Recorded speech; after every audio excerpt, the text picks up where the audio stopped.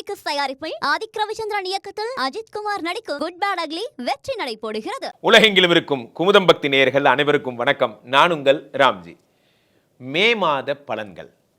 மே மாதம் இந்த வருடம் ரிமார்க்கபிள் ஒரு மாதமாக இருக்கிறது. காரணம் என்னவென்றால், இந்த மாதம்தான் குரு பயிற்சியும் ராகு கேது பயிற்சியும் நடக்கவிருக்கிறது. அவ்வகையில் இன்றைக்கி பார்த்தீங்கன்னா சனி பயிற்சி ஆல்மோஸ்ட் முடிஞ்சு போச்சு. அது முடிஞ்சு இப்போது மீனராசியில் சனி இருக்கிறார். புதனும் சூரியனுமாக சேர்ந்து ரிஷபராசியில் இருக்கிறார். குரு பகவான் மிதுன ராசியில் இருக்கிறார். சூரியன் மேஷத்தில், சூரியன் இருந்தவர் அப்படி நவுந்து இப்போ ரிஷபத்துக்கு வந்துட்டார். ரிஷபராசியில் சூரியனும் புதனும், மிதுனத்தில் குரு, அடுத்து கடகத்தில் செவ்வாய், சிம்மத்தில் கேது. அப்படி பரல் மாதிரின்னு சொல்லுவாங்க. ஜோதிட சாஸ்திர நிபுணர்கள் இதை எப்படி சொல்லுவாங்கன்னா, ஒரு பரல் அமைப்புன்னு சொல்லுவாங்க. கும்பத்தில் இருக்கக்கூடிய ராகு, கும்பராசிக்காரங்கள்லாம் ஞாபகம் இருக்கா இல்லையா? கும்பத்தில் இருக்கக்கூடிய ராகு, அடுத்து மீனத்தில் இருக்கக்கூடிய சனி பகவான், மேஷம் தாண்டி அடுத்து ரிஷபத்திலே சூரியனும் புதனும், அடுத்து குரு மிதுனம், அப்படி வரிசையா இத்தனை அம்சங்களுடைய இந்த மே மாதம் ரிஷபராசிக்காரர்களுக்கு என்ன தரப்போகிறது? ஊரை ஃபுல்லாக பார்க்குறோம் நம்ம ரிஷபராசிக்காரர்களுக்கு. ஆஹா ஓஹோ இப்படி ஆக்கும் அப்படி ஆக்கும்லாம் சொல்கிறாங்க. அதெல்லாம் உண்மையா? சத்தியமான உண்மை, நிஜமாக நடக்க போகுது. யாருக்கு பயிற்சியோ இல்லையோ, ஒரு சில ராசிகளுக்கு இந்த வருடம் முக்கியமாக ஒரு ரிமார்க்கபிள் இயராக இருக்கும். ரிஷபராசிக்காரர்களுக்கு குடும்ப கஷ்டங்கள் எல்லாம் தீர்ந்து குடும்பத்தில் மகிழ்ச்சியும் நிம்மதியும் சந்தோஷமும் அதிகமாக போகிறது. காரணம் என்னவென்றால், ராசியிலேயே புதாதித்ய யோகம். புதன் யாரு? உங்களுக்கு 2-5 கூடையவர், 2 கூடிய தனாதிபதி, 5 கூடிய யோகாதிபதி. இவர்கள் இருவருமாக இணைந்து 4 கூடிய சூரியனோடு சேர்ந்து ராசியில் அமர்ந்திருக்கிறார். இதில் ரிஷபத்தில் உட்காந்துருக்காங்க. ரிஷபத்திலேயே உட்காந்துருக்காங்க. ரிஷபத்துக்கு உடம்புல உட்காந்துருக்காரு யார்? எல்லாம் வல்ல எம்பெருமான் சூரியனும் 2-5 கூடைய புத பகவானும். புதாதித்ய யோகம் சேருகிறது. சூரியன் உடம்புலன்னா டாமினேஷன், நான் தான் அப்படிங்கிற மாதிரி, நான் ஜெயிப்பேன் நிச்சயம். சார், முதல்ல மற்றவங்க சொல்கிறதெல்லாம் விட்டுருங்க. நீங்கள் ஜெயிப்பீங்கன்னு உங்களுக்கு முதல்ல நம்பிக்கை வரணும்.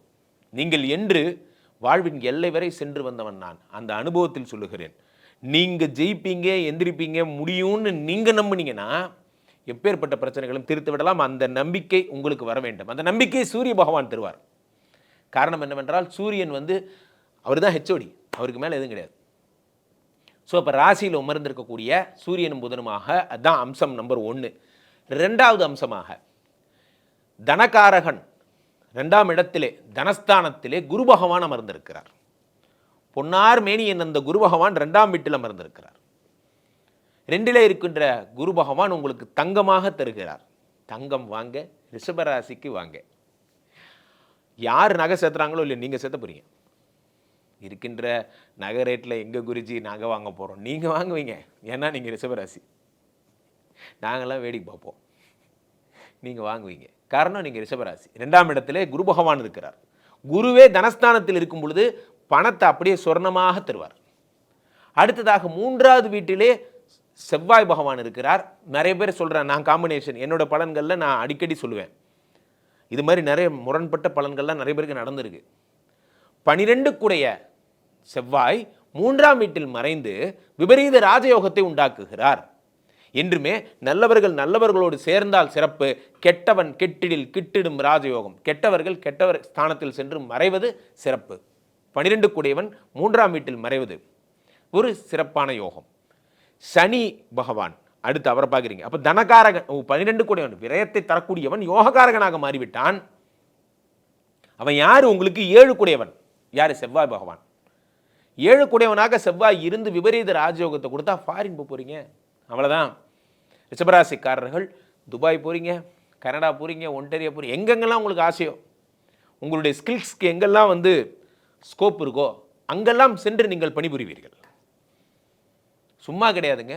செவ்வாய் செவ்வாய், சனி, ராகு இவங்கெல்லாம் முடிவு பண்ணது தான். இந்த கதை ஆட்டுற அந்த கதை ஓட்டுற காலம்லாம் கிடையாது. என்ன நினச்சா அது பண்ணிடுவாங்க. செவ்வாய் மனசு வச்சா மின்னலை போல் ஒரு மகன் பிறப்பான்னு ஜோதிட சாஸ்திரம் சொல்லுகிறது. செவ்வாய் முடிவு பண்ணார்னா அப்படி எல்லாமே டக் டக்குன்னு முடிவு பண்ணுவார். இப்போ செவ்வாய் பகவான் 7 கூடையவர். ஃபாரின் ஒரே தூக்கி ஃபாரின்ல வச்சுருவார். சந்தோஷமா, மகிழ்ச்சியா அப்படி சொல்லுவார். ஸோ அப்போது அடுத்ததாக சனி தரும் நற்பலன்கள். சனி என்ன பண்ணுறாருன்னு பார்த்தீங்கன்னா 11ஆம் இடத்தில் இருக்கிறார். லாபஸ்தானத்தில் இருக்கக்கூடிய சனி, லாப சனி. லாபத்தில் இருக்கக்கூடிய சனி பகவான் இதுவரை போன வருடங்கள் எல்லாம் கடந்த 2.5 வருடங்களாக ரிஷபராசிக்காரர்கள் தொழிலில் இன்வெஸ்ட் பண்ணியிருப்பீங்க. அதாவது தொழிலில் ஒரு முகாந்திரம் தேடி இருப்பீர்கள். நான் இப்படி பிழைக்க போகிறேன், நான் இந்த கடை வைக்க போகிறேன், இந்த கடைக்கான ரா மெட்டீரியல்ஸ் இப்படி வாங்குவேன், இன்னார் எனக்கு சப்ளையர், இன்னார் எனக்கு வெண்டார், அப்படிங்கிற மாதிரி நீங்கள் ஒரு ஸ்கிமேட்டிக்காக வந்திருப்பீங்க. அது இப்போ தான் குதிர்ந்து பணமாக வரப்போகுது. எடுத்த உடனே உலகத்தில் எந்த பிஸ்னஸும் பணம் சம்பாதிக்க முடியாது. பிஸ்னஸ்க்கு முதல்ல ஐடியாலஜி வேணும், அந்த பிஸ்னஸ்க்கு விதையை ஊனணும், அது வளர்ந்து விருட்சமாகி கனிகளாக வரும். It will take some time. ஒரு குழந்தை பிறப்பதைப் போல, ஒரு பாம்பு சட்டையை உரிப்பது போல அவ்வளவு எளிதான பணி அல்ல. ஒரு அறுவடை செய்வதைப் போல ஒரு பணி. தனக்கான காற்று மழை வெப்பம் வரும் வரை அந்த விதைதான், அதுக்கப்புறம் தான் அது செடி. அதனால் எப்பயுமே இப்போ என்னுடைய பதிவுகள் பார்த்தீங்கன்னா, நான் ஒவ்வொருத்தையும் உங்களுக்குள்ள அந்த சீட்ஸ், அந்த கோர் வேல்யூஸை சீட்ஸ் பண்ணிகிட்டே இருக்கேன். அது விளைஞ்சு வரும். ஸோ உங்களுக்கு என்ன கோர் வேல்யூ? 10 கூடைய அந்த சனி பகவான் 11ஆம் இடமாகப்பட்ட லாபஸ்தானத்தில் வரும் பொழுது தொழிலில் இன்வெஸ்ட் பண்ணுங்க. ரிஷபராசிக்காரர்கள் என்ன செய்யணும்? உங்களுடைய இன்வெஸ்ட்மெண்ட் எல்லாத்தையும் தொழிலில் பிராண்ட் பண்ணுங்க. நான் இந்த மாதிரி ஒரு கடை வச்சிருக்கேன் குருஜி, நான் என்ன செய்யலாம்? நீங்கள் என்ன செய்யணும்? தொழிலில் பிராண்ட் பண்ணுங்க. இந்த மாதம் மே மாதம் உடம்புலேயே டிஜிட்டல் காரகன் யாரு? புத பகவானை நம்ம டிஜிட்டல் கடவுளாக சொல்லுகிறோம். பிஸ்னஸ் கடவுள் அவர் தான். 2-5 கூடைய புத பகவான் உடம்புல உட்காந்துருக்கார். உடம்புல உட்காந்துருக்கிற இந்த புத பகவானை நம்ம இன்ஸ்டாகிராமு, ஃபேஸ்புக்கு, யூடியூப் எவ்வளோ இருக்குது, உங்களுடைய பிஸ்னஸை நீங்கள் டிஜிட்டல் வகையில் ப்ரமோட் பண்ணிங்கன்னா இந்த மாதம் ஒரு ரிமார்க்கபிள் மாதமாக இருக்கும். பண்ணி பார்த்துட்டு சொல்லுங்கள், கீழே கமெண்ட்ஸில் போடுங்க. இதுதான் உங்களுக்கு கிடைக்கக்கூடிய யோகம். சனி 11ஆம் இடத்தில் இருந்து 11, 12 1ஐ பார்க்கிறார், 5ஐ பார்க்கிறார். குழந்தை கிடைக்க போகுது. இத்தனை நல்ல விஷயங்கள் நடக்கிறது. குரு பகவான் அடுத்த 6ஆம் இடத்தையும் 8ஆம் இடத்தையும் பார்க்கிறார். அசையா சொத்துக்களாக தங்க சேர்த்த போறீங்க. ஒரே வார்த்தையில் முடிக்கிறேன். ரிஷபராசிக்காரர்கள் 10லே ராகு வருகிறார். 10லே ஒரு பாவி இருந்தால் அரசனை போல் யோகம் உண்டு. 10ல் ராகு வந்துட்டார். தொழில் டெவலப் ஆக போகுது. கவலைப்படாதீங்க, தங்கமாக சேர்த்த போறீங்க. ஸோ தொடர்ந்து பதிவுகளை பாருங்கள். ரிஷபராசிக்காரர்கள் இந்த மாதம் தொழில் இன்வெஸ்ட் பண்ணுங்க, தங்கம் வாங்குங்க, உங்களுக்கு அப்படியே பொன்னாக சேரும். மீண்டும் ஒரு நல்ல பதிவில் சந்திப்போம். நன்றி, வணக்கம். மைத்ரி மூவி மேக்கர்ஸ் தயாரிப்பில் ஆதிக் ரவிச்சந்திரன் இயக்கத்தில் அஜித் குமார் நடிக்கும் குட் பேட் அக்லி வெற்றி நடை போடுகிறது.